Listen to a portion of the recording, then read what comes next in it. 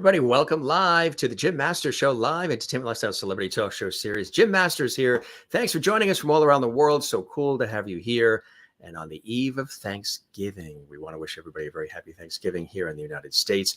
We broadcast from the New York area in the United States. That's where JMS Celebrity Hall comes from, the Jim Masters Show. And boy, we have an incredible duo of guests joining us from the Hollywood, California area. Yes, Jesse Corti and Tim Farmer are here, and we're going to be talking about this really very special production of Charles Dickens' famous A Christmas Carol. That's right. Now, Jesse himself has had an extraordinary career as an actor, a voice actor as well, a theater director. Tim as well as an actor and performer extraordinaire. And this is going to be something very, very special. We're going to tell you how you could have an opportunity to actually see this really special production. Yes, and there is Scrooge waving to us, of course, Tim. And yes, they are here, and we are very excited. We're going to chat with them in just a second.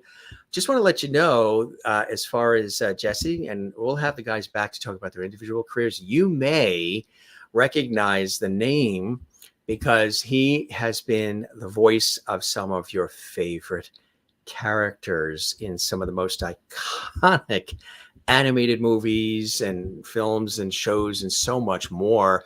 He's a Venezuelan-American actor and voice actor who is well known for playing a wonderful character. Yes, we'll talk about it in just a second. I bet you can name it.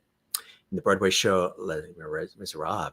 Yes, he was in that. Best credited, of course, for providing the voice-over roles in Disney feature films too, and Beauty and the Beast as well. Yeah, Frozen and Zootopia and Higglytown, Gargoyles. He's in all of those.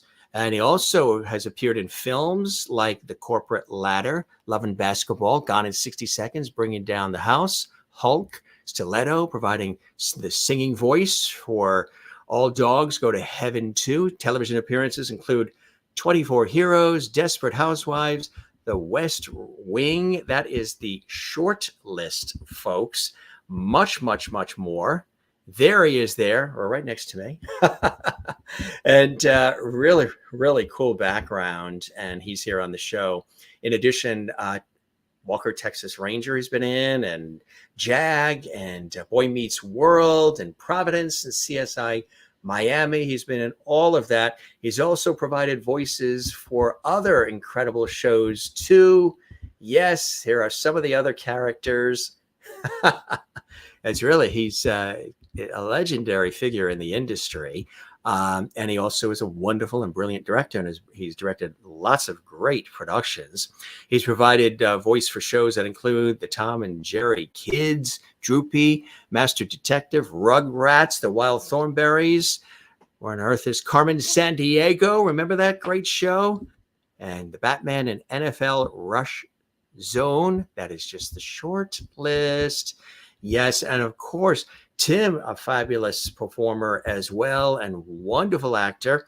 And you've had an opportunity, I'm sure, to see him in lots of great productions and all kinds of great special shows as well. We're going to have him tell us about some of the things he's had an opportunity to be a part of as well as we celebrate his epic career, but also as we celebrate, their individual careers.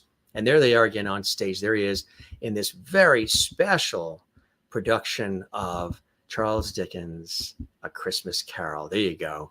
There he is doing his thing. Look at these great photos we have here, and we'll talk about them. Again, it is right on the cusp of the fabulous holiday season here. And of course, we wish you and yours the very best for the holidays. But this kind of a production is just very, very heartwarming. And who does not remember, of course, Charles Dickens' An American Christmas Carol. So coming to us live and direct from good old Tinseltown, Hollywood, California, LA, The guys are here, and we are so excited. And everybody, thanks for tuning in. And if you want to say hi, you can say hi. Chat in our JMS Levity Hall chat room. It's open and available when you subscribe to the YouTube channel, Jim Masters TV, where we house over 1,020 episodes. I cannot believe that many shows. Jesse's here, and Tim is here. Welcome, gentlemen. Thank you. Thank you. Great to be glad here. to be here. Yes, indeed. It's great to be here as well. Tim, I was mentioning some of Jesse's wonderful credits, and that was just the short list. Tell our viewers about some of the amazing things you had an opportunity to be a part of in your career as well.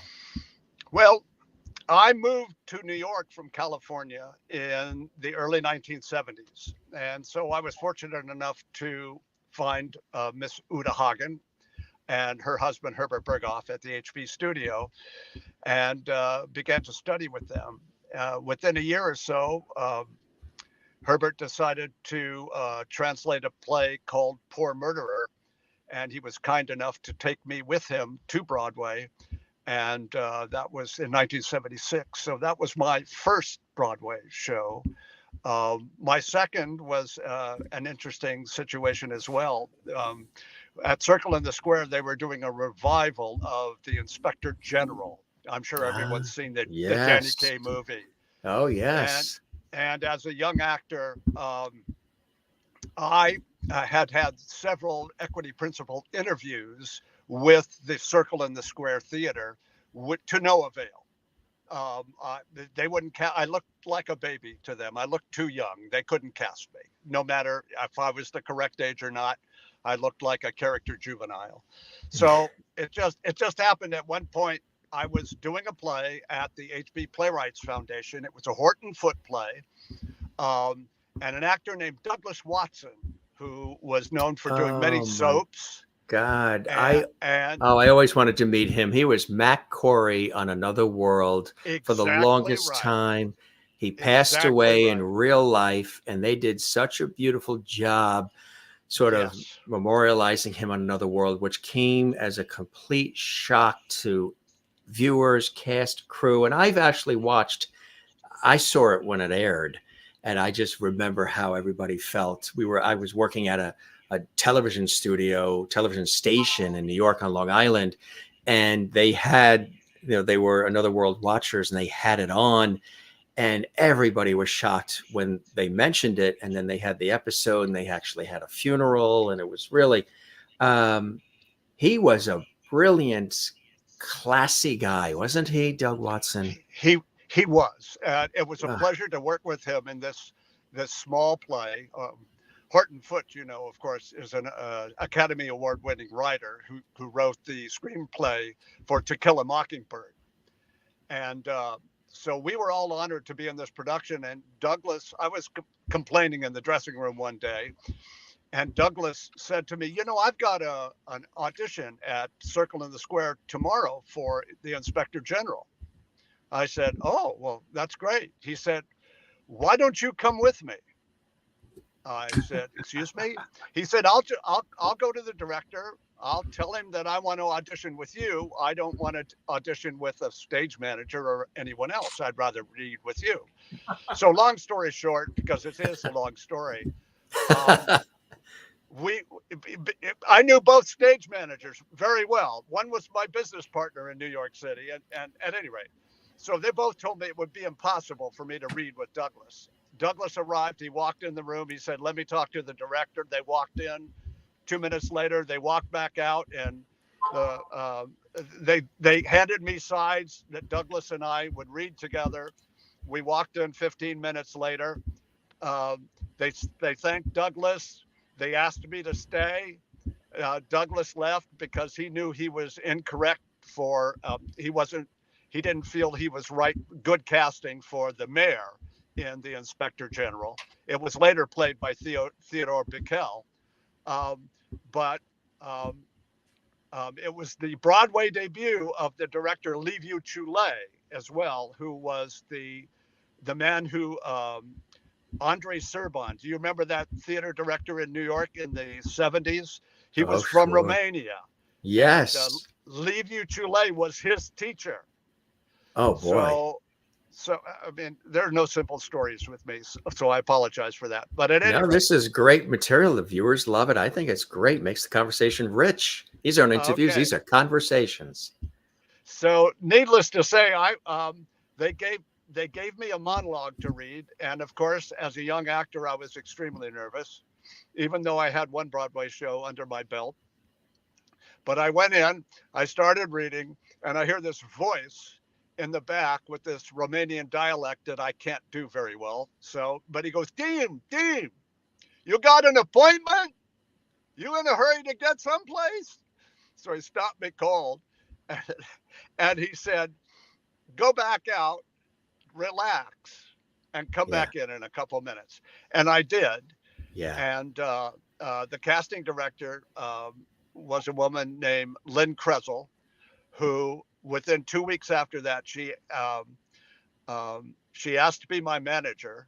So she managed me for a few years, and I booked a bunch of commercials through her. But needless to say, I was cast in the show, and in the ensemble. So there are 3 roles that I was playing, and my most favorite role, which as a young actor who looked too young, I played an old man. I played this old man in the first scene, and LeFou told me, your job in this scene, Tim, is to try to stay awake. And so obviously I was playing someone much older than I am right now. But I heard a friend scream in the audience one evening, a woman who had directed me in an off-Broadway show, and she screamed, oh my God, look what he's doing. And of course, nobody else knew what the heck she was talking about. She was just focused on me, which I thought was hysterically funny. It was all that I could do not to laugh. But were you also in The Bold and the Beautiful too? Yes, I was. Who told you that? The Bold and the Beautiful, I believe, if we have everything lined up correctly here. The Bold and the Beautiful, and also The Ransom of Red Chief and Best Man in Grass Creek, right? You have Googled me, obviously. Did you get a tingle? When somebody Googles me, I get tingles. Well, I think it's my left foot, but I'm worried it fell asleep. Anyway. Yes. So, we were doing, I like to do my research on the guests. So, because what happens is the viewers then click in like, oh my God, that's him and that's her. And that's right. Yeah. You've had a wonderful, like Jesse, a phenomenal ongoing career. My most favorite, of course, is one you haven't mentioned, which is The World's Fastest Indian with Anthony Hopkins. Yes. And to be able to do several scenes with him.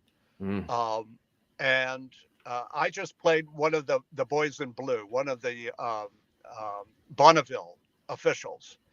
And it was so funny that my first scene with him would be for me to tell him he couldn't race his motorcycle because he didn't have the appropriate number. But he hadn't registered correctly. So he didn't have his registration number. And for me to break Anthony Hopkins' heart at that moment was kind of tough, but it's acting and a wonderful, dear man. Truly. Yes, truly. Absolutely. That's incredible. So, and Jesse, I mentioned some of the extraordinary things that people know you for. Theater director, actor as well, and a lot of great things. But you've lent your voice to so many cool projects that people have fallen in love with. How did the voiceover part come your way? Itzy and Jade 2 and and also the video games that I did Death Stranding, which is one of the biggest things, in the gaming world. I've done right? Hundreds of video games. But I got into it. The first big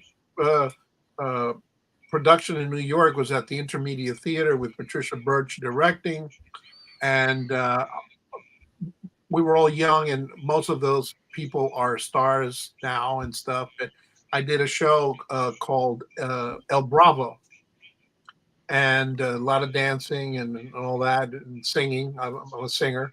And the guy who had a big role, but I kept seeing him. He would go off. I wouldn't see. He would leave the rehearsal, and I go, "Why is he leaving rehearsal? And we're doing a show." And I had a motorcycle at that time, and I would give him a ride home. About a couple of months go by because it's an original show. We're working on it. I hear he says to me, "Jesse, do you ever think about doing voiceovers?" And I said, "No, I never thought about it." And he says, "Well, I think you would be great at it." And he introduced me to a lady called B. Beck, and she talked like this, no lie. Yeah. So I go in, and she goes, "And who are you?" And I said, "Well, I'm Jesse Corti. My friend gave me, he told me to come here and see you. You've never done voiceovers before. I'm the biggest agent in this. What makes you think you're going to do it?" I said, "Well, I'm a good actor, and I think I can do it," and all this other stuff. But anyway, B. Beck, look her up. So she sent me out on like 3 or 4, and I booked like 3. And You remember what they were? one was a Thunderbird commercial. Yeah. The other one was like some kind of soft drink, and the other one was a McDonald's. So that's a good start. We're going back. Yeah, no, absolutely. And so and the one I didn't get, because I would have been 4 for 4. The one I didn't get was because I went in. There was my very first audition I ever did.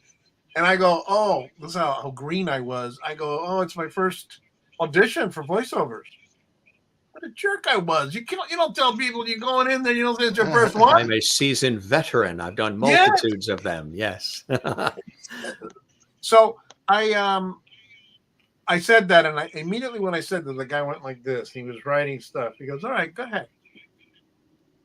So I didn't get it, but I thought I was. And then when I told B what happened, she goes, "You never tell them anything like that. What are you doing? You crazy?" She was beat off. And her husband, I forgot, her husband was like one of the biggest voiceover people at that time. I'm going back to 1980. Yeah. So anyway, that's how I got into it. And when I always did voiceovers. I did trailers and things like that. But animation was a very special thing because with animation, there was a time where Disney wanted to hire people who were actors and who can you hear me still? Yep, we hear you. You got it. You can hear me, right? Yep, we hear you. Okay, good. Tim's like been there, done that. They wanted Broadway actors to do the singing. Yes. Because they wanted actors to do it, right? They also did the thing where you looped your voice and everything. For instance, did you do jingles? Did you get into singing jingles? Oh yeah, session music, right? And in all languages, I did jingles for Barry Manilow. Barry Manilow used to write jingles. Yes, he did. Right. Jim, you're too young to know these things. I don't know how you know all these. You knew that guy that Tim mentioned that, I did Another World too. I was on Another World for 3 years. Yes, that's right. Like 82, 83, 84. How do we know Douglas Watson and Constance Ford and Victoria Wyndham and I mean, I can't believe it. But anyway, I almost didn't do Les Mis because I was doing a soap opera. And a soap opera, you're getting like $1,500 a week for doing you're guaranteed 3 shows a week, whatever. And the scripts are like this, right? There's a lot of dialogue to remember. Yes. Yeah. And when I got the Broadway show, it was an original show, Les Mis. Les Mis, yes.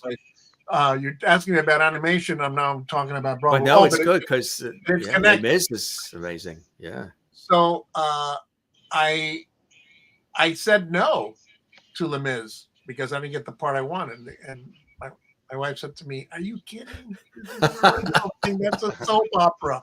I go, "But I'm making this money, guaranteed. You know, I'm doing." And she goes, "No, you can't." So anyway, so I left it. I called my agent, and this is like 4 days later. I go, "Did you tell him?" I said, "No." And they go, "I never told him that, Jesse."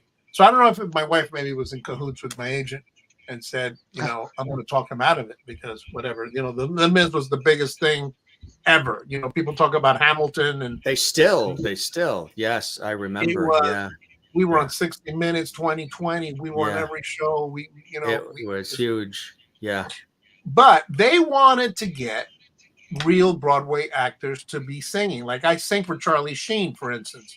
I do the duet with Sheena Easton, not him, on All Dogs Go to Heaven. That's right. So so they didn't want that. Disney wanted singers to do it. Now they're back to letting other people sing, and the other person does it because, well, you know. But Yeah. so at that time, the thing was they got to do everything. Angela Lansbury does everything. I mean, so so that's how I did that. And then when I did Frozen, I the Dignitary, and then when I did Mr. Manchas in Zootopia, and then all the other, you know, Little Mermaid, you do the TV series, you do the TV shows, and you do those things. But it's very hard to get into that. So I've been very blessed, Jim. I got to tell you, to go into that field of voiceovers. Because I'm going to tell you, Jim, it's really fun to be on your show. Not every day you do that. You know what I mean? Yeah, it's all about levity. Exactly. It's all about levity. Nobody believes me. There I am. Hello. There he is, folks. That's incredible. They just at Disney, at Epcot, they just have a new attraction. It's a new attraction, and it's in France, and it's like a 15-20 minute mini movie sing along, but it's that LeFou, me, was the one who got Beast and Belle together. So you can go and see it. And Angela and I did that. We worked on it for like 2 years, and obviously she passed away, but I was very fortunate to act with her, to do it with her. So it's a real thrill to go to Epcot and see that there's an attraction with, I mean, it's gigantic, the picture of LeFou. Isn't that incredible? And you know, when you do this kind of work, both of you or any of us, and then you get attached to a particular character, whether it's animated or a role in a soap opera, movie, television series, whatever it is, and then you're doing what you do so well, which comes naturally, and you're working hard and you're getting it done and everybody's happy, but then it moves to stratosphere levels, that character, that show, that production, whatever it is. And I've always asked people, you know, when they're part of things that turn out to be iconic, did you guys have any idea there would become this? And when most people say, you know, we were so engrossed in what we had to do and getting it done and the routine of it all and the urgency of it all, that we knew the project, whatever it was quality, but nobody knew that it was going to turn out to be boom. And with both of you, some of the things you've had an opportunity to be a part of, in Beauty and the Beast and Les Misérables and all these other things, they're just off the charts. Did you have any idea? And as you were doing it, or no, you were just doing the work? I knew that certain things were, but I will tell you when I do know it, because I've sung at the White House twice. I recorded the History album with Michael Jackson. I've sung at the Laker games, Dodger games, and I've done things. I've acted opposite Sophia Loren. I mean, I've done a lot of great things. I did the movie, not too shabby, Kevin Costner and everything. But let me tell you, the thing that everybody, when they announce me for something, they go original cast member of Les Misérables and the voice of LeFou in Beauty and the Beast. Yes. So that's what I have been. I mean, those are, You do the Comic-Cons, you do the cartoon things, and that's right. And they're not thinking about that. So it does follow you, but I'm very happy to do it. And the thing is, when people say, "Oh, you did this character," and there's little kids, can Yeah. you do the voice for me? So, Yeah. of course, you're in the middle of eating a sandwich. Right. And then they're like, can you do the voice? Oh, I have to get into it. No, I have to get into it, whatever it is. But I do it because my wife tells me, listen, these people, you're going to make their day. Yes. Right. So I enjoy it. Yeah. I've been blessed and God has been good to me. Yes. And I don't take it for granted. I'm very grateful. Yeah. For all of that. Very grateful. Like I mentioned, I'd love to have you guys back individually to really dive into your careers, how you got started. You're welcome to come back on the show individually. And you're working together on this really wonderful Christmas legendary show. Of course, Charles Dickens' A Christmas Carol. Tell us about the event itself, how it all comes together. You're, of course, directing. Tim is Scrooge. So it's all in the family here. And this isn't the first year they've done it there as well. Tell us about where it's located and just what's happening, because it's such a fabulously put together production. And it's just people really, really love it and they look forward to it, because from what I've heard from the research, that it has become the longest running Hollywood production of Charles Dickens' A Christmas Carol. And the show sells out every year to delighted audiences. And the production value is that of a Broadway show, right? That's correct. I'll speak a little bit and then Tim can follow up. First of all, I've seen this production done a zillion times. And every year people put on this show. And there's about 4 productions that are running right now along with us. So why should somebody come to see my or our production over anything else? We're in a church, so they go, "Oh, it's in a church." It's one of those little things where people go up. No, this is a Broadway caliber set that Tim designed and built, and you can talk to him about that. Tim is also a designer extraordinaire. He has his own business called Sets to Go, and he does it. They make sets for people all over the world. But he said to me, "I think we can do a set here at the church, and we can do it like this, blah blah blah blah." Because we took a sanctuary. We're in a 100-year-old cathedral. This year, this was built in 1923, and we're in 2023. The land was bought like in 1903. So this has been cultivated, it's been built. And this cathedral, when you walk into our church, this venue, you're immersed in 1840. Mm-hmm. You're in a Dickens town, city. You're in there. And it is unbelievable. The sound and the lighting that we have is phenomenal. And everything that we do. So what happens was when I was approached about this 3 years ago, I said, well, I would want to do it this way. And the church said, absolutely. So they because they've been doing a version of A Christmas Carol since the late 1960s. Yeah. So this is a brand new, it's fresh, it's great. I took it back to what it originally, I believe, was intended to be. The novel that Dickens wrote is what you're going to see up there. So it is dark. There's a lot of stuff, but there's a lot of redemption. And I have to tell you, Tim, I would never say it. I am so picky about who acts. Daniel Day-Lewis, you have my favorite actors and all that other stuff. Tim is Scrooge. He is perfect. He does almost a Chekhov Shakespearean thing to this thing. When people see it, they're just blown away. He is phenomenal. He's so mean and rotten and evil. And he has this transformation that is phenomenal. And I'm going from New York. When I came from New York to LA and I went to see shows, I go, oh my gosh.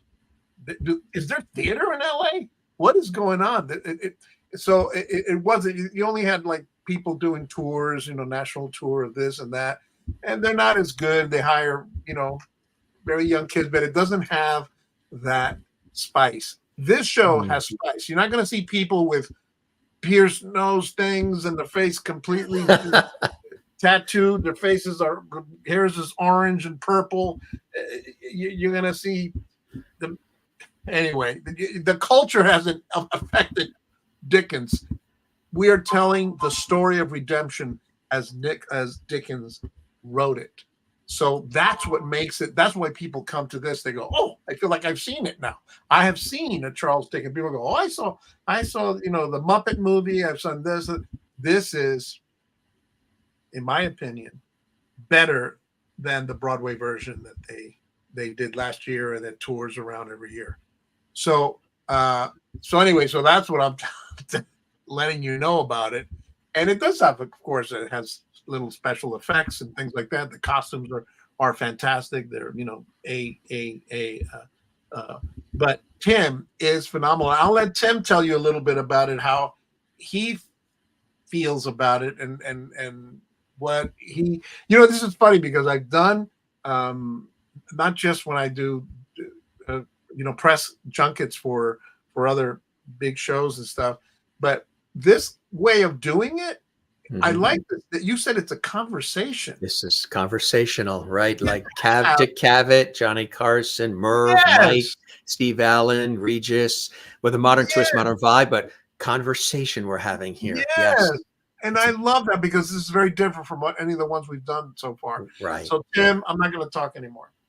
I appreciate your noticing that, being in the industry and pointing that out. That means a lot, Jesse. I appreciate that. That's the vibe with, the warmth, levity, and the interaction. The viewers are greeting you. We've been showing some of their comments. They're watching around the world live. They're greeting you and welcoming you both to the show. So thanks for that. I appreciate that. And Tim, yes, your mic is muted. You'll see that little, there you go. You're all set. Welcome back, Scrooge. I mean, Tim. Bah, humbug. Bah, humbug. What do you mean muted? You can't mute Scrooge. No. So tell us about how he said some fabulous things about you. I tell you, I hope we have them recorded. So if you need them for any sort of promotional purposes, going for other gigs, we have the wonderful words that Jesse just said. How did this all come together for you, Tim? And I didn't realize you were as involved with the sets and everything else. That's fabulous. Well, at an early age, of course, in high school, I had a wonderful drama teacher who decided to teach us everything about the theater and not just the performance problems most kids get into the drama just to be on stage, and I loved to be stars. I loved the backstage stuff as much as I loved being on stage, and so she was the inspiration. Truly, I was in that class a week and a half against my will.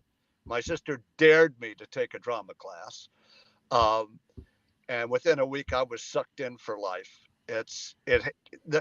Truly, I have had a life in the theater, and with a few ventures in commercials and television, as you know, and film.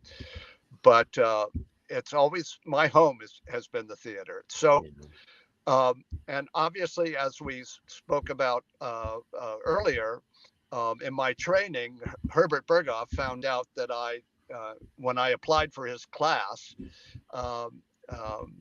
the other aspects of theater that I was interested in, design and set construction. And he said to me in his Viennese dialect, "Are you a good designer?" And I thought about that for a moment, and I said, "Well, I can tell you I'm a young designer. I don't know if I'm a good designer." I said, "But I am one heck of a carpenter." So he looked at me and he turned around to his key student, the students who take roll and make sure that everyone minds their P's and Q's in class. And she was an actress named Alice McLean. And she says, "I don't know Herbert. I don't even know him." So he turns back to me. He gives me one of his winks that he could do so when he was feeling mischievous, and he would say, "She likes you. You can be in my class."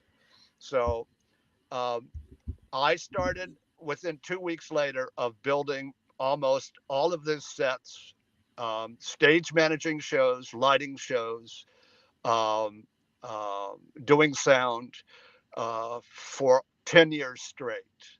Um, and he put me in shows, obviously, and Poor Murderer was one of those plays.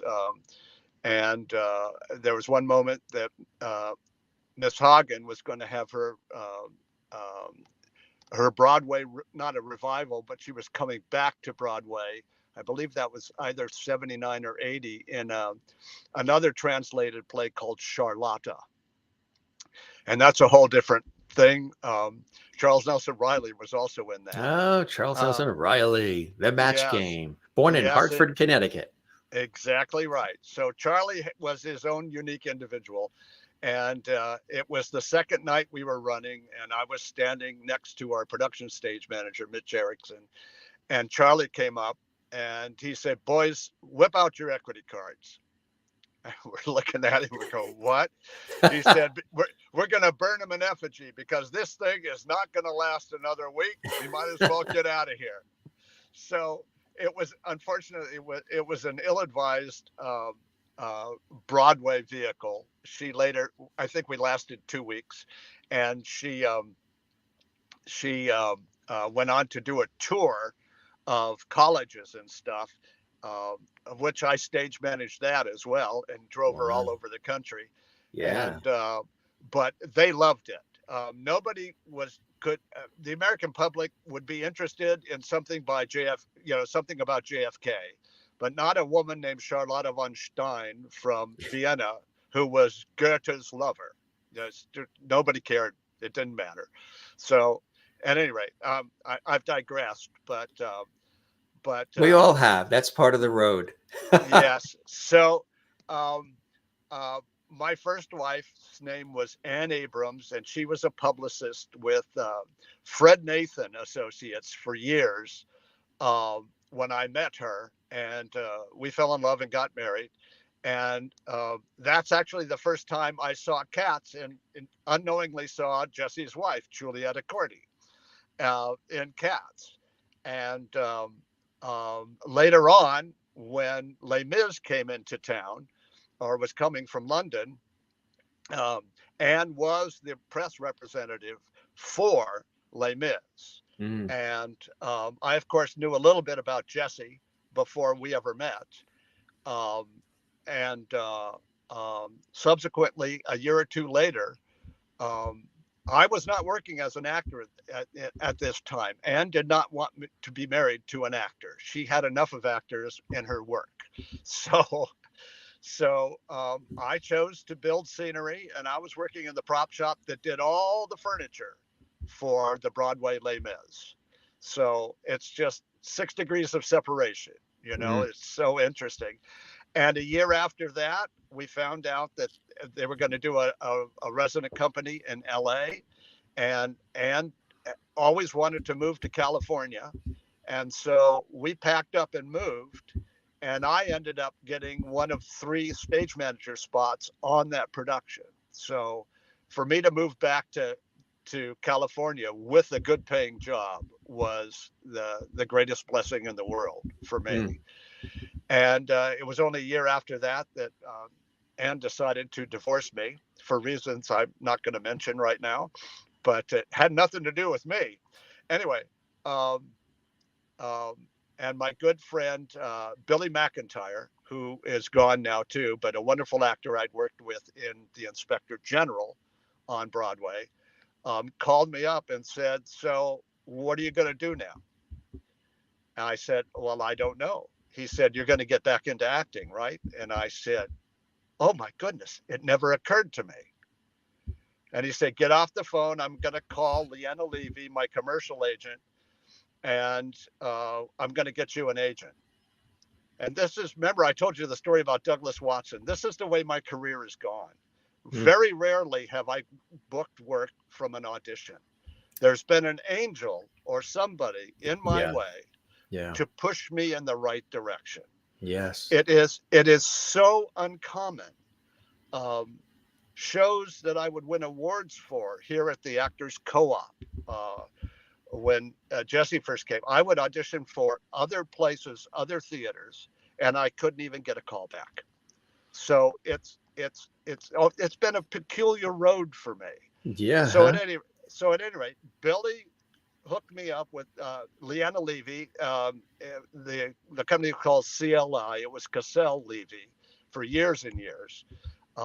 Leanna, I believe now has retired, but we met, we talked for 3 hours. We knew all the same people from New York. And she said, well, here's the contract, sign it. I've got an audition for you tomorrow. And I booked the very first audition, which was really interesting. So, and then cut 2 years, a year or two later, after the divorce of Anne, I meet a woman named Janet Raycraft. And she is a member of the Actors Co-op. And that's also a long story, but I'm gonna that's for another time if we have that. She was a believer, and she was a member of Hollywood Presbyterian Church, and she brought me here. And as soon as I walked into this sanctuary, I felt at home. Wow. There is something about the simple grandeur of this kind of Scottish cathedral that spoke to my heart. So we got married here. 2 weeks after we were married, I auditioned for the Co-op and got in. I've gotten to do roles here that I never would have been able to do anyplace else. And Christmas Carol, we did a version that was written by Doris Baisley, for a young acting company at the Amundsen in the early 70s, I believe. And the average age of the actors in that company was 20. So she invented this rather ingenious scenario of an acting company coming into a theater, kind of like a Commedia dell'arte company or a roaming gypsy company that would entertain. And you have the head of the company who comes in. They do a parade, like a circus parade, into the theater. And there's a steamer trunk on the stage. And they announce that they've come here to do a Christmas Carol. But they really don't have any scenery.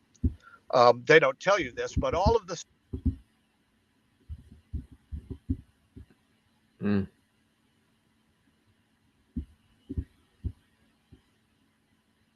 I think you're muted there a little bit. Tim, what happened to you? Can't hear you. Tim, did you get muted? Oh yeah, the mute's on. Now it's off. Tim, you're muted. That story was getting so good too. Okay. So tell us about, I want to make mention too that your lovely wife is a part of this, right? Oh, man. She is a fabulous choreographer, Julieta.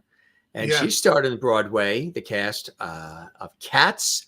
She also choreographed, Julieta, productions of Annie, Hairspray, Fiddler on the Roof as well, and is choreographing and adapting the production for the stage, which I think is fantastic. Also, Tiny Tim, played by HBO series Animal star Brandon Duvon, and Bob Cratchit, played by London stage star Dan Hazel.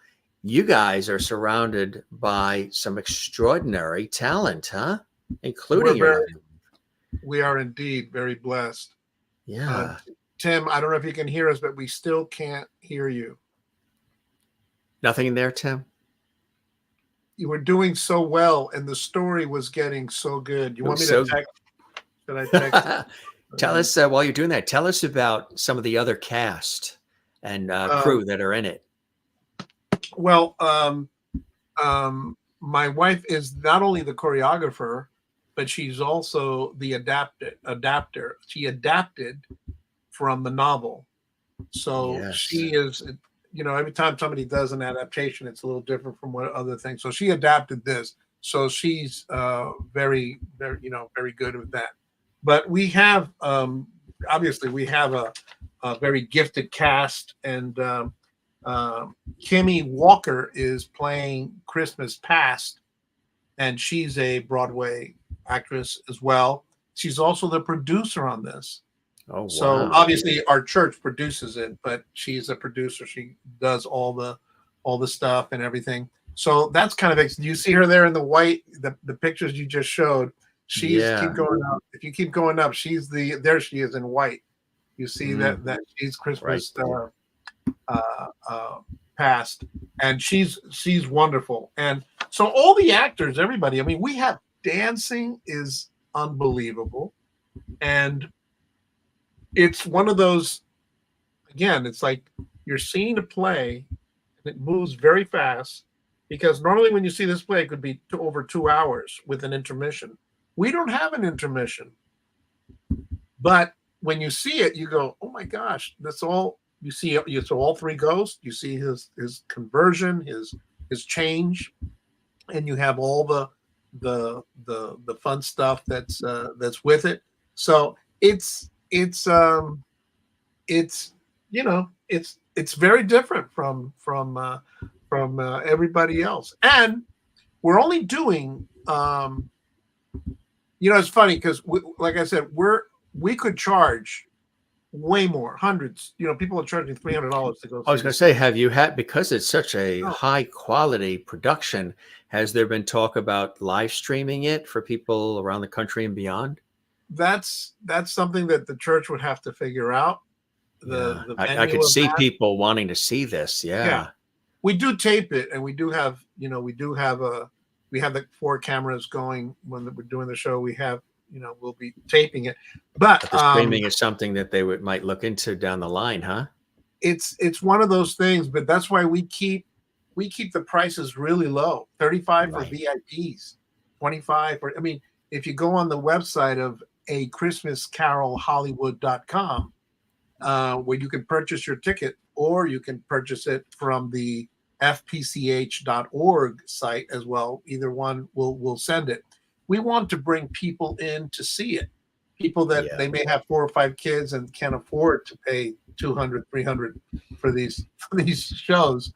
But here you're getting a quality show. And the best thing about our place, the best thing about our show, not only is it Tim Farmer's in it, but the best thing is we don't charge for parking. We have free parking and safe parking here in LA. Tim is demonstrating for us right now in his truck. Free parking and free parking, and it's amazing, because whenever you go see the Pantages, they want $25 or $30. When you go to the music hall, they want $15 on top of the $200 ticket, whatever. But here you're getting a Broadway caliber show. You're immersed in it from the minute you sit in those pews. You're in 1843. You're incredible. You're being brought into the space, and it's not costing you an arm and a leg, and your car is safe. And then after that, you go to this incredible party. We have the Fezziwig. There's an after party. Wow. And it's cool. Huge. That goes on for, I don't know, another hour and a half. And you have music of that period, people dancing in character. My wife leads that as well. You get free coffee, free, apple cider. You get water, you get juice, you get tons of different cookies. You get little eats and stuff, and it's all free. It's all included with that price. So you're going to have to get on a plane, fly out here. Get there. Get to Hollywood, folks. Here. I'm telling you. Anyway, Ken, how are you doing? Still speechless? Speechless. Cat got your tongue?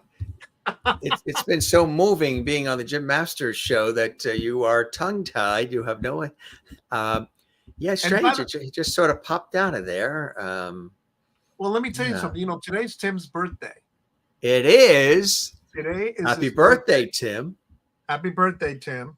Do we want to sing it? Do we want to sing it to him? We can, shall we? Yes. I'll let you start. Yes. Okay.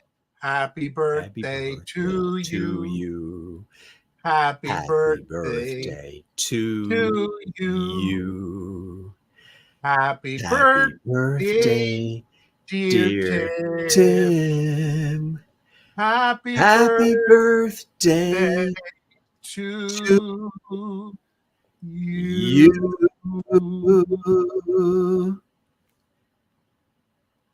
You're welcome. Thank you. Yes. You're welcome. Could read Tim. little lips there. By Happy the birthday, way, Tim. Jim, Scrooge. another little thing, besides my wife being in it and all these other fantastic actors, my daughter, Avriel Corti, is in it. And she's an actor and she's in the business. She's also in it. So I get to work with two of my closest family members. I also have a son, but he lives in Nashville. But Oh, is he in music? so what's that? Son in music? Nashville? Oh, he loves because of music. Yeah. He's a musician. He's a produces his own stuff. And so he lives in Nashville. Yeah. But Nashville. but that's one of the things, Jim, about the show, that it is a family affair in that sense, but it's also a family of the community of our church.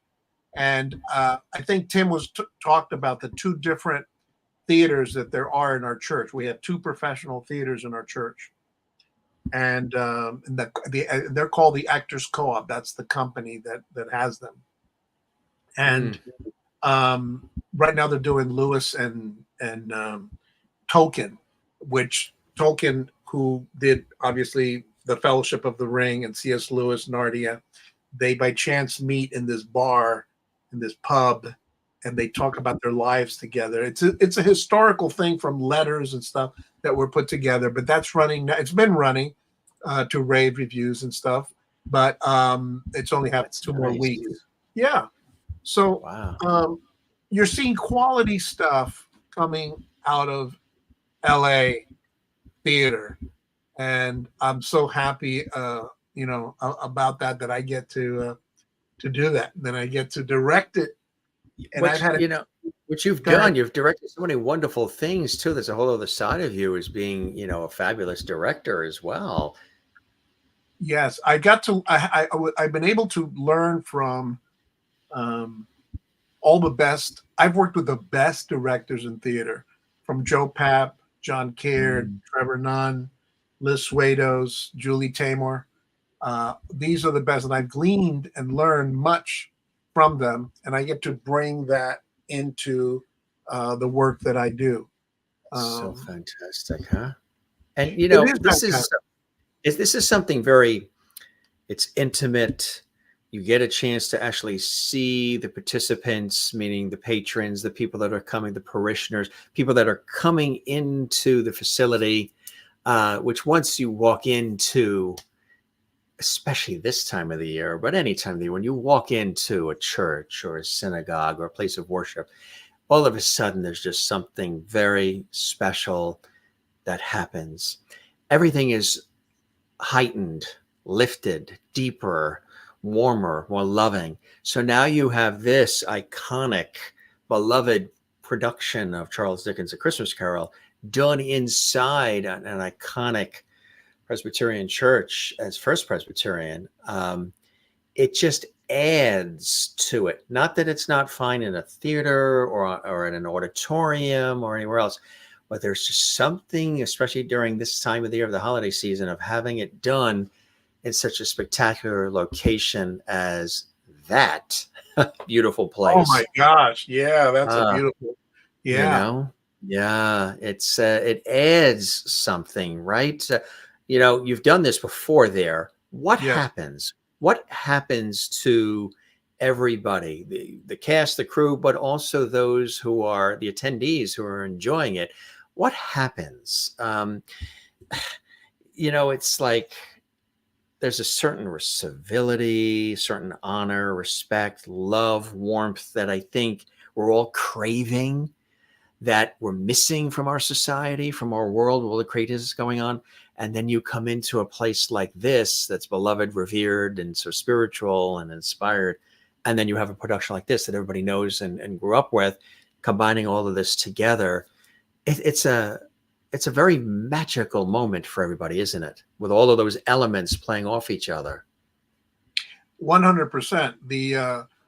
The people who come there and they feel it, they sense it, that they're coming in. When they come in, there's this classical Christmas music playing, and they see snow on the steps of the stage and of the set, and you see the two beautiful gaslight street lights, and you're in, you feel like, am I in Disneyland? Am I in? And I just went back in time, and that is what it is. And then to go afterwards, you think the show's over and it's great. Some people go, and then there's this party later on, and I'm always there. I always go to greet the people and everybody, so people get a chance to speak to Tim, to speak to me, and to speak to the actors. People get a real kick out of that. So it is fun. And when they first approached me about it, I said, if I do this, it has to be done this way, because I think this will work. And there was a little bit at the beginning, a little pushback, because they said, wait, we're not going to turn this into a theater. We're not a theater. We have 2 theaters over there.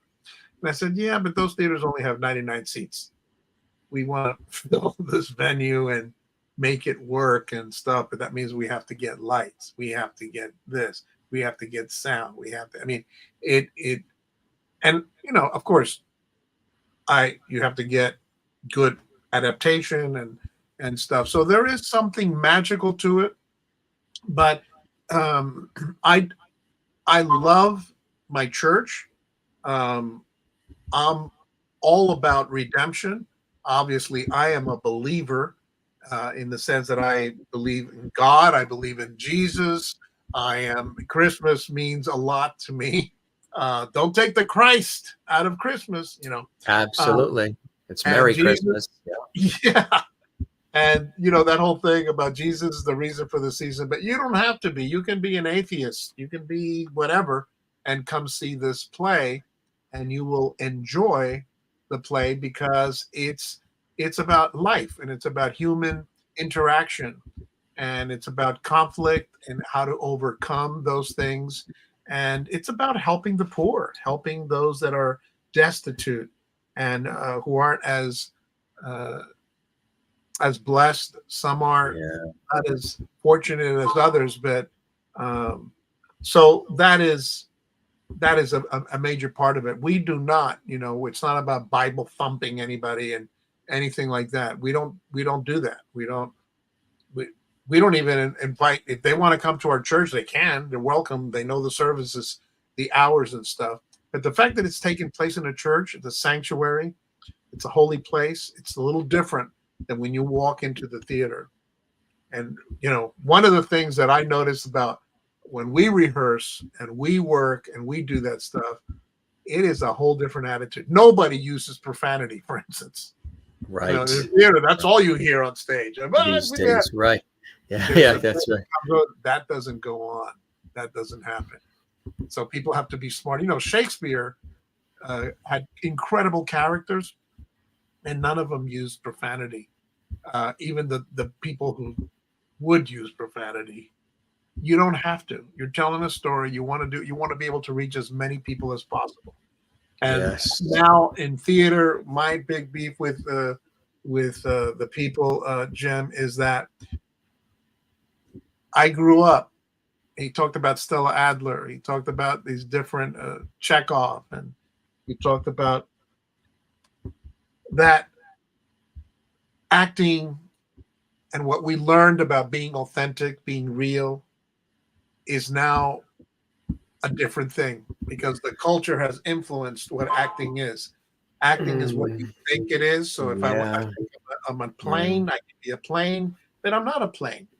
Right. So you're not convincing the audience. And one of the things that Stanislavski always talked about, that Yeah. Stanislavski, who said that if you're not convincing the audience, just because you think it doesn't make it so, because the audience is the most important person as a whole Right. in that theater. It's not me. It's not the actor. It's Right. telling that story to the audience. So you're there and you're listening. If you bring in the culture and you say, oh, this is that, now this is that, and you're doing, Yeah. that's a different thing. You're doing Right. a political show, you're doing something else. We're telling the story, and it's not. So now we have to, I think that the pendulum has swung so much to one side. Eventually that pendulum hopefully will swing back to get Yeah. what acting and theater really is. Well, we've talked about that actually with different guests from different, genres of work and background and everything. And two, the world of everything moving so fast and everything so urgent and instantaneous and generated, and just where there used to be, when you were telling a story or sharing a story, there was time to feel it, to live it, Yes. to experience it, and then discuss it after. Now it's do it. I don't have time to even discuss this incredible thing we experienced. We've got to go to the next thing. And it's it's the TikTok world of 6-second videos, and everything is just quick, get it now, quick. But it's more about the quick and the click than necessarily the feeling you're left with, and what did that mean, and what is this about, and what I sometimes look at the television too, and I'm a television broadcast guy, radio broadcast guy. It's my industry, and sometimes I'll look at some of the commercials too, and I'm like, I have no idea what the product was. I have no idea what they were trying to get me to go out and purchase and use in the house or whatever. Everything's so awry. There's no story to it. There's no feeling to it. Where's Madge, who dips the hands in the Palmolive? And, where's Charlie the tuna? What happened? So it's kind of like there was a feeling, there was a warmth to jingles and shows, and there was time taken, and you were left with the feeling and the depth of it. And I'm very big with that. And that's one of the things I want to do with this series is, with all the flash and craziness, we move fast, but yet at the same time, we take time. So when people, whether it's me, the host, the guests, the viewers, watch these shows, they're wow, I feel like I was a part of that. That was cool. I learned something. I had a laugh or two at the guys. But I think that some of the stuff is so quick, and it's about getting the attention of people, but then what are you backing that up with? What are they going to be left with besides attention, and then more attention, and then attention, and everything is breaking news, and everything tops the craziness of the day before. And you need time to go to the First Presbyterian Church in Hollywood and just let you guys take over. We shut all the rest of that out the doors, the craziness of life, and then allow yourself to be swept off your feet to a different time, but with messages that still resonate today. I mean, I showed a friend a couple of years ago a movie I just always liked. I like the music. I like the lighting. I love the sets. I like the wardrobe. I like the theme song. I love all the actors and actresses in it. I like the message of it. I like the time period it was filmed, just everything about it. And that's Guess Who's Coming to Dinner. Oh, and, yeah. I mean, just that whole feeling of it, and just all the actors, Katharine Hepburn, Spencer, Sidney Poitier, everybody in it. I showed it to a friend once. And we were watching it. I'm like, you're going to love this. This is going to draw you in. That's just a really. And she said, it's too slow. I said, it's too slow. It's not supposed to have exploding cars or super fast edits, camera angles, everything. Today, you say 3 words and it's an edit, a jump cut, as we know in the industry, a jump cut. I remember being trained in college and everything else jump cut. No. That's too much. It's like edit. It's too much of it. People want to have a sentence completed before there's an edit. And maybe it's not a jump cut. Maybe it's a dissolve or fade or pan. A lot of that's just all disappearing. And that affects the viewing and how we consume stuff and the feeling when we get rid of the dissolves and everything is just a jump cut. And I know it's a long-winded thing, but I know you get what I'm saying, because the feeling 100%. is part of all that. And we are those who love to create that feeling and leave people with that feeling are saying, oh, well, what do we do next? How do you feel about all that? Speaking of feeling. Well, here's the thing that it goes even beyond what you just said, because I believe those movies tell a story and the actors are acting naturally. They're not acting crazy or doing stuff just to get it in. And my problem now with movies and I love Spencer Tracy, one of my favorite actors. Me too. And Jack Lemmon. I love Jack Lemmon too. Well, Jack Lemmon's one of the best actors of all time. Yeah. Jack Lemmon, Spencer Tracy, you're naming some of my favorites. Yeah. Sidney Poitier was brilliant. Tim, welcome back. Can you hear me? Yes, we can hear you, Tim. And I just want to show you Tim, I want to show you real quick, in case anything happens again, that our lovely viewers, the Jim Masters Show super fans, all wishing you happy birthday from all around the world. There's a lot of on the screen. We're showing all the happy birthdays from everybody. So yeah, we were doing great. Isn't that nice? Oh, that touches my heart. I'm actually driving now. Are you? Well, yes, don't look at us. Just look straight ahead. I had to charge the phone. I had to turn the engine on to charge the phone, and so it took a few minutes. But you're going like enough. You're going about 2 miles an hour, right? You're not on a highway. Yeah. Hey, it's the Wednesday before Thanksgiving. I mean, I'm in a traffic jam. You know what I mean? It's rush hour. Now, Tim, I was just going to finish up something, and then you got to finish what you were saying. You're gonna okay. So one of the things that we were talking about, how different films and things are, even theater. Yeah. That the Oscars has given filmmakers, creative people, these are people who are not creative people, telling the writers, here are 24 things that you need to have in your movie. Or if you don't have this in your movie, they don't get considered for the Oscars. The music industry is like that too now.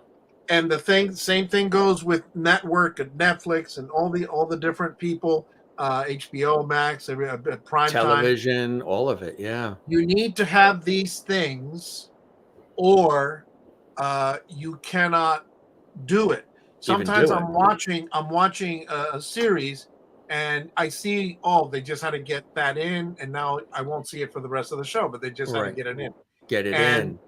And it is unbelievable. So that is right now. Imagine telling one of the Rembrandt, look, you have to make sure that you have every picture that you have. The person has to, you have to have somebody with gray hair, black hair, green hair, and you also have to have people with sandals and not sandals. You also have to have people so you're telling the artists what to do. So they no longer do producers and the industry believe, like we have been taught all our lives, about creating and feeling and observing, becoming an animal and acting the thing out, reacting as it. No, the culture now dictates. And if you don't, you're censored. And if you don't, you're out. You won't even get a platform, right? I'm too old to be canceled, you know?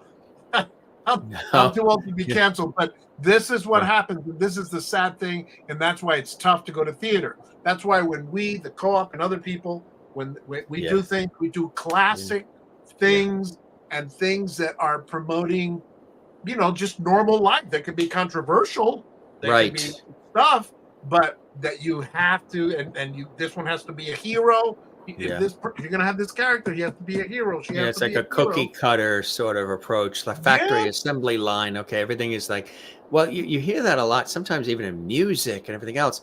A lot of the stuff sounds the same. Everything sounds the same, where before there was a distinctive sound with orchestras and bands and singers, and they really stood out. You could name them by their name, and you knew who that was. A lot of it today, there's just everything sounds so similar, like everything's coming Yeah. out of the same building. Yeah, it's one of the Tim, you want to say things something, that Tim? Yeah. yes, Yeah. can you hear me? Yes, I just want to let the Okay, audience know that on the side, Tim is yeah. also one of those people that does the Hollywood tours when you look at the celebrities' homes. So he's doing that right now. Yes, There's the Lucille scenic Ball's house. 170. Yes, yes.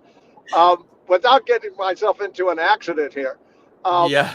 I remember in one of my acting classes with Uta Hagen, and I loved her dearly. She was, I've got more stories, you know that, but I will never forget this comment, because I didn't fit any of the norms for Hollywood theater.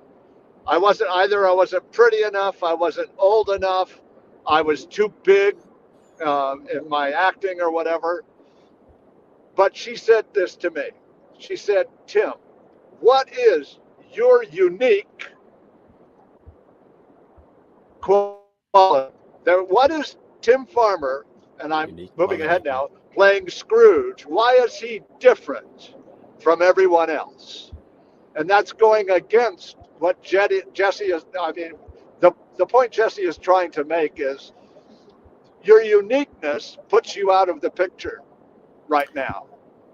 You know what I'm saying? So, Absolutely right. it's, Yes. And I if you mean, have old school qualities, you're pushed yes, aside too. Yeah. yes. Yeah. So it's a double whammy for a lot of us. But and Yes. getting back to a Christmas Carol, just and Jesse knows, and I have said this before. My involvement in this particular production at this particular time, I'm talking about in history, I feel called to do this in a deeply important way, not just for us as members of Hollywood Presbyterian Church to bring a quality show to our congregation and to everyone else who might want to come to it. I feel that the Lord has put me here for a purpose, and that my unique qualities are well suited to telling this story. So I am blessed beyond measure that Jesse and Julietta and Hollywood Press has asked me to do this, and Keith has been keeping me around too. Yeah. So, Well, yeah, we were, Jesse and I were just talking about that, Tim, when you were taking folks on the Hollywood tour. I think when you were making sorry. I think when you were making a turn around Milton Berle's house, we were talking about the extra added beauty of the fact that this is done in the setting of a church where there is love and inspiration and hope, kindness, warmth. Leave everything outside the door and come in and be swept away by this classic tale by people who really want to tell the story, and at holiday time. So you have the element of veteran folks like yourself, kids involved as well, which adds an extra joy and spirit in a beautiful, historic, legendary setting as the First Presbyterian Church there in Hollywood. And then you've got the classic Charles Dickens Tale of a Christmas Carol. It is the Christmas season. All of the location, setting, feeling, time of year, people involved really lifts it up. The minute you walk in the church doors or synagogue doors or wherever you go to worship, there is something that happens. You're transformed when you just walk in. Suddenly there's this civility and kindness and respect. And now you're going to be greeted by a phenomenal production as A Christmas Carol is by all of you, the setting of being in that church adds something extra special, doesn't it? It is. Uh, it's almost indescribable. Although Yeah. you've done a very good job at it, but it is. It's difficult to put into words. Right. It's It is. feelings. It's feelings Yes. like we're talking about. It's Yes. feelings. Yes. Well, I don't want to take up too much of your time. You'll run out of gas. No. Well, you know, half the people are saying this guy's talking to himself in the car. Well, I hope it's entertaining for them and not distracting. It is. It is. It is. Have you ever, with the look, ever done Santa Claus at all too? No, this is the first time my beard has gotten this long. Nice. It's like, yeah, it's perfect. It's right? not bad, you know. No, I've always been the skinny little kid, so I never even imagined that I could play Santa Claus. But well, you know, the longer the beard grows, the taller you get. Unfortunately, the hair keeps thinning on the top of my head. Funny how that happens. It right, exactly. Disappears where you want it and it appears where you don't need it. Exactly right. Exactly, guys. right. This what is a parting message, and what can people expect, and what is your maybe wish? Well, we'll have you both back too. I hope you'll come back. We'll leave the porch light on for you, like we always say. What is your message about A Christmas Carol, and what is your wish for everybody, especially during the holiday season? Jesse, you want to start? Sure. I think that it's funny that we bring up Christmas and we bring up these things about love and caring and thankfulness at this time. Pretty soon we're going to be going into the Lent series where we talk about trying to stop things that we do and become better people. But one of the things that Scrooge says at the end, and he can quote it, is that he changes his past and he will use the experience of the past and what's going on in the present to make a better future. Mm-hmm. And he chooses to accept who he is, and that he now has made a decision to be a better person. And God changes him, and he goes from being this tremendous, giving us hope that we can all change. But it's not just something that we do at Christmas time. It's something that we need to do throughout the year. We need to love, care, and be available for people throughout the year, not just once a year. And it's also a time to bring families together. That families, in fact, because of Dickens, the way we celebrate Christmas in the United States and in London and in different places of Europe is because of this novel. Because of this novel, people do the different things. You have to read it, but a lot of it comes from Dickens. And one of the things that we do in our show is that we end it on the 16th. We don't continue at 17, 18, 19, 20 because people are busy doing their things, and we want to give the families a chance to be together and to do that. It is an opportunity to do things together, and some of the things that we're going to be looking at, of course, is do we extend more performances and stuff? But we want to be careful of and intentional about how we want families to see it. So that's a long answer to your quick question, but that redemption, that the greatest redemption ever done for man was when Christ came and made a way for us, not just for one night, but for eternity. And that is a huge thing. And I wish everyone a blessed, wonderful Christmas. Yeah, beautifully said, Jesse. Beautifully said, and I agree. Tim, how about you? About the show, and how do you follow that, huh? Yeah, exactly. Well, I don't want to do a spoiler alert here, but I'll tell you the lines that Jesse is talking about. And at this point where Scrooge is in the presence of the ghost of Christmas yet to come, and he realizes that the ghost of Christmas yet to come is not there to hurt him, even though the image of this spirit looks like death. That's the image that's portrayed. And he says to this spirit, please, kind spirit, your, oh my goodness, I'm driving and I'm having a senior moment. Oh, Jesse, help me out here. Your, What? yes, kind spirit, your nature, please, kind spirit, your nature intercedes for me. Please assure me that the shadows you have shown me can be changed by a changed life. And then he looks at the grave, and the realization comes upon him. And he says, I will honor Christmas in my heart and try to keep it spirit all the year. I will live in the past, the present, and the future. The spirits of all three shall strive within me. I will not shut out the lessons that they teach.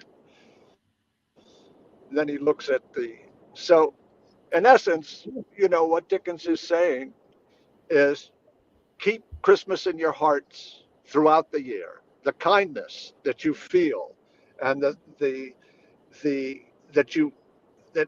makes you want to care about one another becomes supreme in Scrooge's life, and that he will do everything in his power to essentially change. And of course, at that moment, the ghost of Christmas yet to come stuns him and actually knocks him out basically with a little spiritual.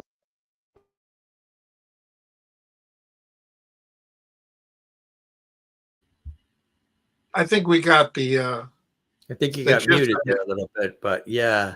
But I think we got the gist of what he was saying. You got muted there, Tim. You got knocked off air, but Yeah, you're muted. It says you're muted. you're muted, Tim.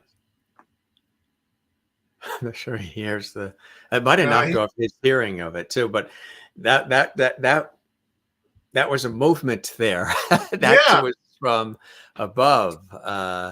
Tim, yeah, you got muted there. Your sound, but the message was there and the feeling was there, and really, really beautiful. I do want to make mention just some specifics for everybody that there are 18 performances in total. The show running every Friday, Saturday, and Sunday from November 24th through the 16th of December.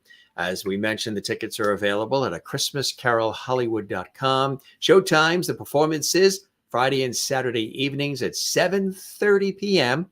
It's a nice time. There's also matinees, Saturdays at 2:30 p.m. and Sunday matinee, 2:30. Free parking and an invite to the Fezziwig Christmas party after the performance with each ticket. Very nice and very, very cool. So thank you so much. You have been fantastic. This has been really pleasurable. Thank you. I appreciate that. My father, and I mentioned this on this show, but I've been saying this for years. A line that my father said of many, my father, his wit, his wisdom, his Irish humor, the whole thing coming from New York. He originally, Astoria, Astoria, right? Yeah. Sure. Tony Bennett. He grew up with Tony Bennett right around the block. 7 years old, and the audience has heard this a million times, but 7 years, I was 7, not my dad. 7 years old. He goes, Jimmy, because I'm like the fifth James, Jimmy, whenever anybody says something kind or nice to you, whenever anybody says something kind or nice to you, always thank them. Always say thank you very, very much. And then ask them to please put that in writing and address it management. That's so true, right? That is a great advice. And that's something that, your father was very wise. To say thank you goes a long way. Goes a long way. Absolutely. And we say thank you to you, Jesse, and thank you to Tim, who I don't realize. He's got, did you see the sun on him now? It's like spiritual. He's doing, he's preaching. You're Tim, going to love, Tim, you're we gonna don't hear you, but you're going to love watching this back. You're going to love it. It's fantastic. I love it.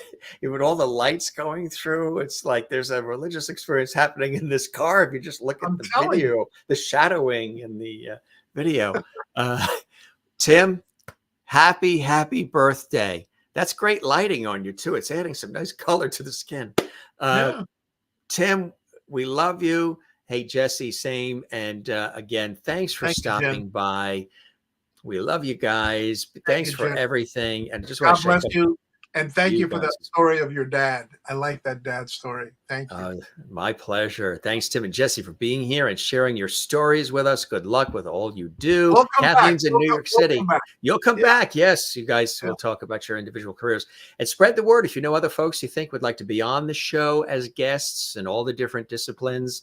You know, they're all welcome. I thought of a few. You're in Tinseltown, so there's a lot of folks. Yeah, East Coast, West Coast, they could be anywhere. All these great comments coming in from everybody here, and we thank them so very, very much. And all their levity as well. Thanks, guys. The levity's watching. We've said our see you later. We don't say goodbye around here. We say see you later to Tim later. And Jesse. Thank you very, very much for stopping by. And since you are an East Coast kid that happens to be on the West Coast, do you need us to send you some pizza, hot dogs, knishes, bagels, anything from the East Coast that you might miss? Some good pizza. Everything you said, Taylor ham and eggs. There you go. There's no Taylor ham here, West Coast. They don't have good diners here, you know, the diners, 24/7. I know. Well, you're welcome back to stop by the Jim Master Show anytime. Spread the word about our show. This will be archived on our YouTube channel, Jim Masters TV. So it's archived at Jim Masters TV on the YouTube channel. So you're welcome to share that on social media. Hey, if you missed it, see the episode. And we appreciate that very much. It was a pleasure. And we'll see you again soon. A very happy Thanksgiving. Merry Christmas to you and the family. And we'll chat again soon. Thanks for being with us, my friend. Bye-bye. You take care. Was that not fantastic as well? And if you enjoyed it, folks, here you go. Give this episode a like. There's a thumbs up, like icon on our YouTube channel. Click like, leave a comment. What is your Christmas wish, your holiday wish, whether it's Hanukkah, Christmas, or anything else? Interact with us. Leave a comment on our YouTube channel underneath this episode. What did you enjoy about this episode? What are some of your holiday memories? Did you see A Christmas Carol as a kid? You know, there's so many different versions, movies, plays, and so much more. What do you love about Charles Dickens? A lot of people are real Dickens fans. What a great backstory to this production in Hollywood. But the gentlemen that were our special guests today have been working in Broadway, television, stage, and film for years. And soap operas to Broadway, Les Misérables, and of course, animation and video games and Beauty and the Beast and Bold and the Beautiful and Another World, and you just name it. They've been really immersed in the world of entertainment and so much more. Jesse here and Tim, and Tim was in the parking lot of the church. So his signal, he was going to do it, Tim Farmer. He was going to do it inside the church, which would have been beautiful in the Presbyterian Church there in Hollywood, but the Wi-Fi signal went down then. So, made it kind of tough. Wi-Fi is kind of weird lately. Even we've noticed that. It's just weird lately. But and of course, Jesse in Hollywood there as well. We just want to show you again. There you go. A Christmas Carol. It's going to be a fabulous show. Check it out. Here you go. And here's how you can get tickets and all the rest. And we thank you very much for joining us here on the Jim Master Show Live. Again, don't forget to like, comment. Don't also forget to subscribe to our YouTube channel as well. We love when you do that. We thank incomparable actor, as well as voiceover artist and actor and theater director extraordinaire, Jesse Corti, joining us here on the show. He'll be back. We'll have him as a special guest. And Tim Farmer, brilliant actor extraordinaire, as we celebrate kicking off the holiday season. Charles Dickens, A Christmas Carol. Cool stuff. And we thank everybody who joined us here today. We thank you for watching us as well. We're on the cusp of Thanksgiving. It's such a beautiful time of the year. We'll be spending it, of course, with our family and friends and having a wonderful meal. And there's lots to be thankful for. Right now, at the time of the show, we are on the eve of Thanksgiving here in America. Tomorrow's Thanksgiving Day.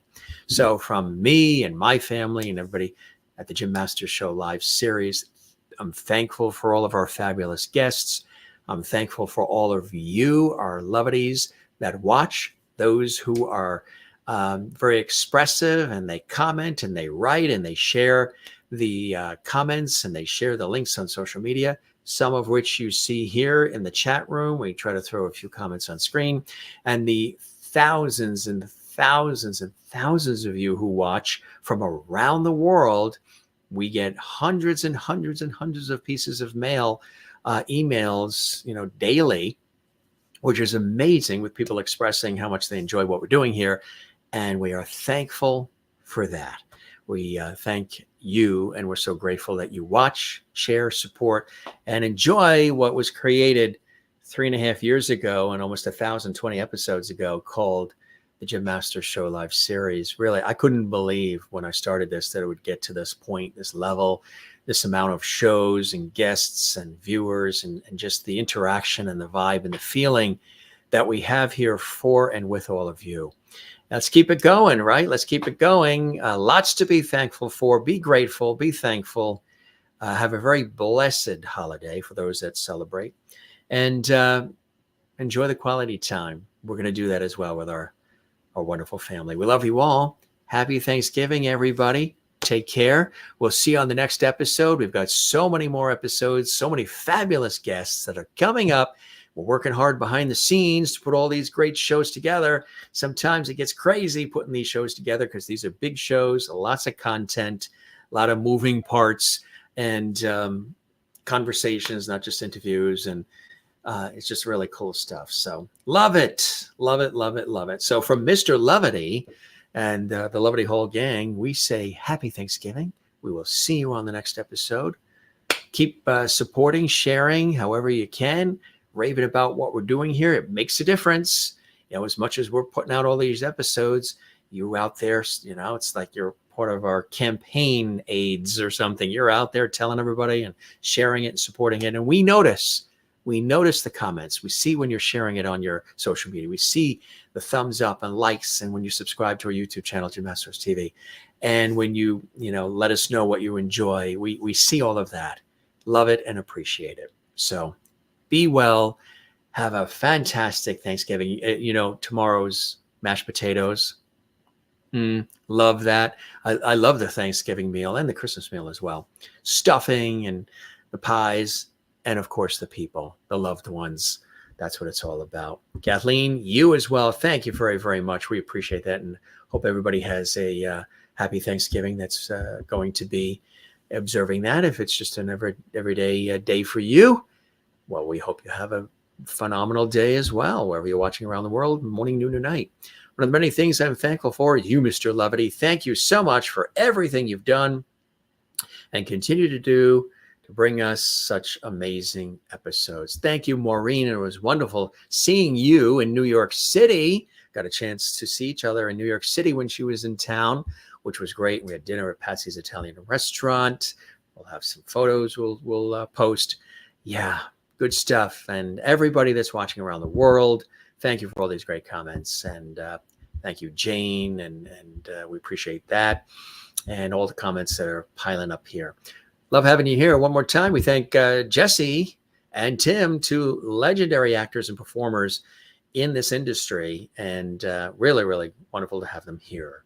Just want to let you know that in December, I know this is big, big, big news. We've mentioned it before, but Sharon Glass, yes, from Cagney and Lacey and so much more. She's going to be with us on December 13th, 7 p.m. Eastern, 4 p.m. Pacific.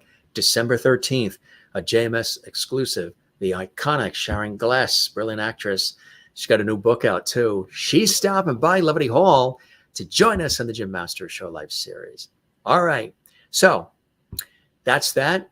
A very, very happy Thanksgiving, everybody. This is Jim Masters thanking you for your time this time. Till next time, we love having you here. And stop by and come see us again. And we love it. And just enjoy your time tomorrow for the holiday and make it a beautiful day. All right, gang, that's it. That's a wrap for now.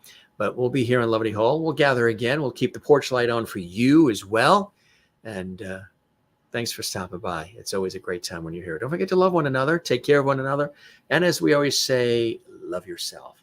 And remind yourself of those important things to be thankful for on this Thanksgiving holiday. Take care and be well. I'm thankful for you and you and you and you. Love you all and be well. Cheers.